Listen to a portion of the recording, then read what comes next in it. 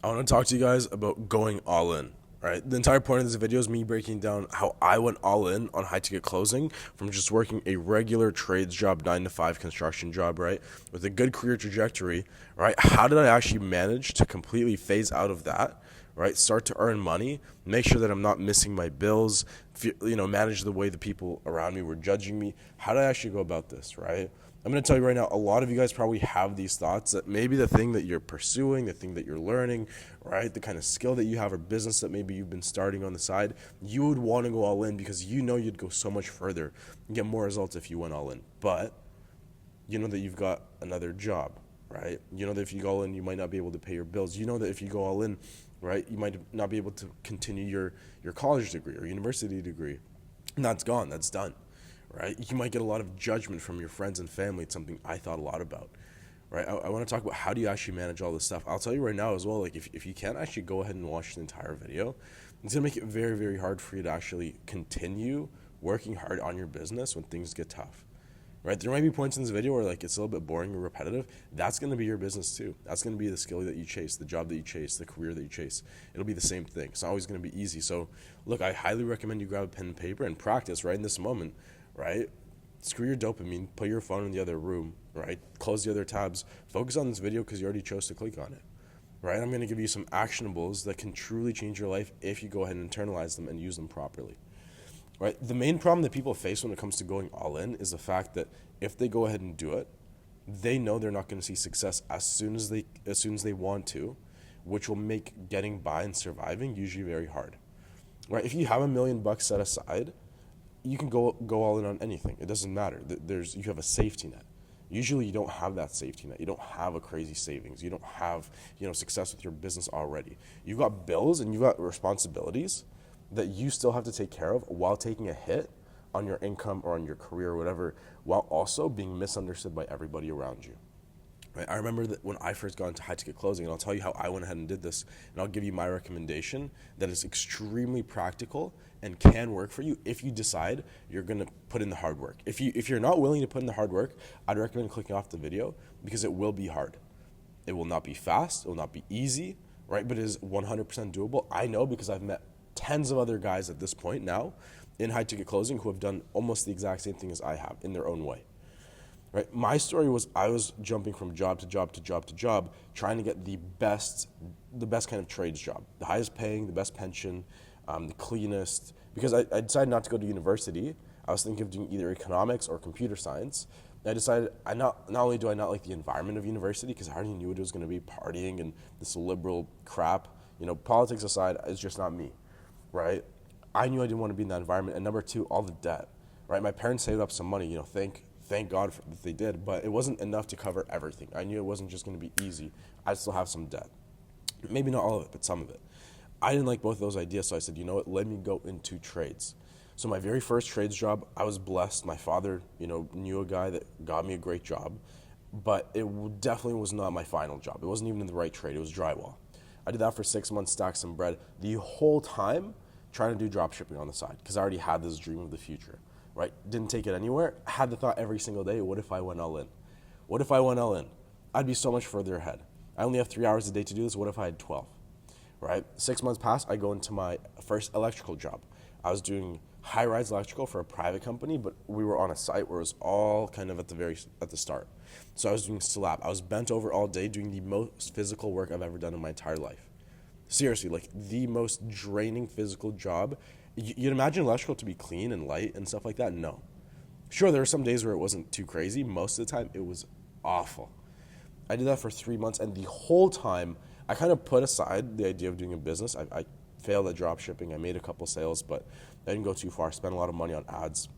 It wasn't profitable, though, so I didn't decide to pursue it. And my business partner, my friend Owen, my best friend actually, he quit as well. He decided not to keep doing it with me. So I was in this predicament. I decided to try and find another better electrical job because after all, that's what I was trying to pursue, this career in electrical. So I found this job. I was working there for 3 months. And then the whole time when I was realizing this wasn't for me, from the day that I realized it wasn't for me, I went ahead, I made a whole list on Google Sheets of electrical companies that are in the union. And I knew that you have to go through the union to get an apprenticeship with them, but you could also get sponsored. A company could really need someone to fill a spot, and they could literally hire you and bypass the union process, and I knew this. So I started cold calling and cold emailing every single commercial, and some of them were residential, I didn't know this, electrical company that I could that was in the union. Denial, rejection, over and over and over and over, then got an interview. I got an interview in Mississauga, which was probably about 40 minutes drive away from me, across the entire other side of the city, where they were willing to hire me after the interview to be a shop driver for about 6 months, they said, and then I'd be able to become an apprentice. Not a bad gig. For a guy that wanted nothing more than to be an electrician, that was an amazing spot because that company was great. It was really a good company. Then I went ahead and I did more kind of cold calls, all this, got invited to an interview. I called in sick at my first electrical job to go and do an interview for the other electrical company that was in the union. And I go there and it's residential, and I was very confused because I thought, on the company it says commercial, industrial, residential. They pretty much only did residential, and I kind of got tricked, but because I didn't want to be in residential. But you know what? It was still better. I got in it. I took an interview. I came back for another interview. I followed up with them, and they hired me. And I went and I quit my job quickly. There was about 2 weeks where I was jobless because that was when I was waiting to start my training. I went to do training in the union. They gave me some certifications, all this basic stuff, and then I went to work. And I stayed there for 6 months, really considering, thugging it out, doing my entire apprenticeship. Every single day I would ask the guy, the journeyman I was working with, because you work side by side with other guys who are more experienced, I'd ask them their story, how they got into it, what they think about the trade, would they do it again if they had to restart, and over and over and over, the majority of them told me no. And this gave me the kind of alert signal that, man, something's not right. And I decided at that point, I cannot be in the trades forever. Because even on my very first job site, I would talk to the electricians, I'd talk to the elevator mechanics, I'd talk to all the trades, and nobody was really that excited to be there. Nobody. So that's when I had the thought that I got to figure something out. Maybe it's not going to be drop shipping. I was considering getting back into it, but I'm like, I got to learn some kind of skill.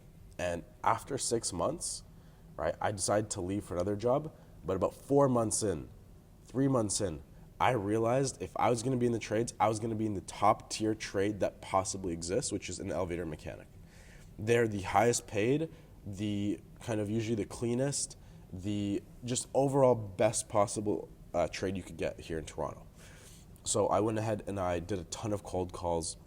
Once again, same thing over and over and over. And there was one company that gave me one interview. I started to do some trial work for them in the shop, part-time. I literally work full-time job in my electrical job, residential, which is also very laborious. End of the day, I would literally just drive and work for another 3-4 hours at my elevator mechanic shop and then get home for 9 p.m., 10 p.m. I did this daily for probably about 2 months until I finally quit, and I went ahead and I went all in on the elevator mechanic, which was so scary. But I knew I had a paycheck coming in, thank God, because I talked about it, and it was under the table, and allegedly it was under the table. And the point is that at that moment was exactly when I started sales. I developed my skill, right? And I knew for a fact in that moment that sales was my calling. Sales is the thing I wanted to do. Business as a whole, right? Maybe not being a rep forever, but just doing business. And I was there, and I started to see cracks in my elevator mechanic company too. And everybody will say, oh, it seems like the grass is greener on the other side. But it was. It literally was, because now I'm doing high-ticket closing, and I love it. The point being, though, the real important part of my transition from these jobs to jobs to jobs was I knew for a fact that I was putting in the work, I was laying the foundation, I was saving money, that I could have a bit of wiggle room. And the most important part was when I quit my elevator mechanic job after about 3-4 months of being there full time. Maybe it was more, I think it was, it was 5 months or so. When I decided to quit, I knew I already started to close some deals here, but there's no guarantee, because sales is the same thing as a business. There's no guarantee you get paid. You show up, you go hard, and you got to close deals, and if you don't, that's it. There's no salary, right? There's no wage. It's all just commission. So what I did is I went ahead and I got a part-time job at a restaurant. I literally went out on a Saturday, printed my resume, and went out job to job, interviewed everywhere, found the number one restaurant I wanted to go to, gave me an interview, the only one that gave me an interview, then a second interview, then a third interview, and I got the job. And I was there. I would literally work all day at sales. End of the day, I would go to my restaurant and go and just be a busser, right? And what else I did was that I got locked in with some guys on Discord I joined Your First Dollar as a community, but there's so many communities like that. I was filming UGC content, right? I was working so hard on my network that I knew a guy who went all in from electrical too. Sam, shout out to him. He literally quit his electrical job as an apprentice. He's on in MD, right? He quit it and he went all in on managing contracts because that's what he started to do part time, right? And now he's doing over $10,000 a month doing that, traveling, just living a great life, getting an amazing network himself. But what I did was I knew I was making in sales for the first 5 months about $2,000 a month. That was less than what I was making at any of my construction jobs so far, right? So think about that. Like, that's stressful. That's scary. You think every single day that you've made a mistake, right? Because you've taken a massive pay cut. But I had the dream because I knew that the only way I'd ever be able to fulfill my dreams and make the kind of money I'm making now would be by going all in. It was never going to happen part-time. Let's be real. It wasn't. I made sure that my bills were covered. I did my UGC. I went downtown. I was filming street interviews. I was doing stupid shit, frankly, right? But I knew I was getting a paycheck. There'd be days where I would make like $500, $600, $700 just from filming videos because I went so hard on my networking. Right? There were months where I was paid about $2,000 a month from just recording videos on my phone, right? Promoting a product, doing UGC. And all this combined together, not one thing was paying all my bills, but everything combined, I had like 3 or 4 streams of income at that time, right? And yeah, sure, I mean, I was kind of diverting away attention from sales, that's true, but I had to survive. What it allowed me to do is to put way more time and energy into sales than I ever had before.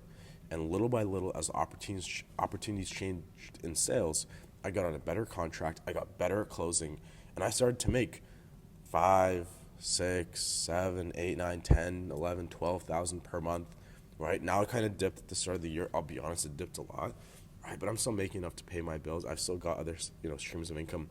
The point being that you can go all in. But if you notice about the entire part of my story, from any job that I went to, especially when I went all in on sales, I always made sure I was willing to work extra hard, harder than the next guy, to make sure my bills were paid. Right? I was going to find that opportunity. I was going to call that guy. I was going to do whatever I had to do to make sure I was making money and I could survive. But I was allowing myself also the opportunity to put as much time as I could into sales so I could go as far as I can. So the moral of the story, guys, if you've watched this far, clearly you have, right? I commend you. I hope you've taken notes about the fact that every single job I went to, I had it set up.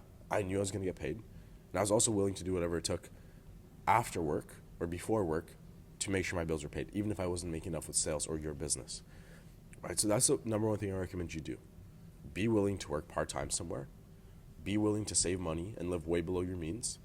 Be willing for months and months and months to frankly eat shit, right? Because that is what's going to take you to putting in all the time, energy, and effort into your business or your career, like sales, for example, that will allow you to finally have the fruits of your labor be shown. I had that maybe 5 or 6 months after starting sales. That's 10 to 12-hour days, 6 to 7 days a week for 5 months. That's what I was doing. No word of a lie, right? You guys can check my receipts. If anybody DMs me, I'll prove it to you, right? It's what I was doing right here, right in this office, right? And I'm still doing it, right? But now I'm getting rewarded far more, right? That's it, guys. I hope you learned something about this video. That was a 100% authentic story about how I went ahead and jumped around different jobs and how I finally got into what I'm doing now. You can all do it. Every single one of you can do it, but you need to be committed. You need to be willing to go through the hard work, and you need to be smart, right? Don't go all in and quit, and then a month goes by, you've made no money, and now you can't pay your bills, right? Get that part-time job, right? Save your money. Do it, and then you will give yourself the runway to succeed with your business, and you'll thank me, and more importantly, thank yourself for it. Guys, if you learned anything at all, if it provided any value, the number one thing that helps me is simply just liking and subscribing, right? Leaving a comment if you have any questions whatsoever, and give me a little bit of feedback. This is more like a story video where I'm kind of elaborating and talking a lot. Give me feedback on this kind of video below. I've got a link to just give me feedback on this video. I love it. That way I can make better videos for you guys moving forward, and it can help you, it can help me, and we can all just get to our goals and dreams even faster, more effectively. That's it, guys. Thanks so much for watching. Peace. Have a great rest of your day. Ciao.